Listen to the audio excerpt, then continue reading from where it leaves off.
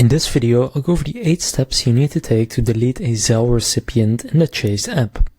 So to do this, first gonna open up the Chase mobile app on your smartphone or tablet and log into your account using your username and password. Once logged in, navigate to the Payments and Transfers section. Now under the Zelle section, you should see a list of your existing recipients.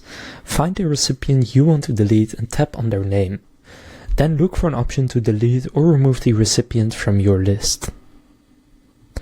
Now confirm that you want to delete the recipient, and the recipient should now be removed from your list of Zelle recipients. If you are unable to find the option to delete the recipient in the Chase app, you may need to contact Chase customer support for assistance. So now you know how to delete a Zelle recipient in the Chase app. If this video was helpful, please consider leaving a like and subscribing to my channel. With that being said, I will see you in the next video.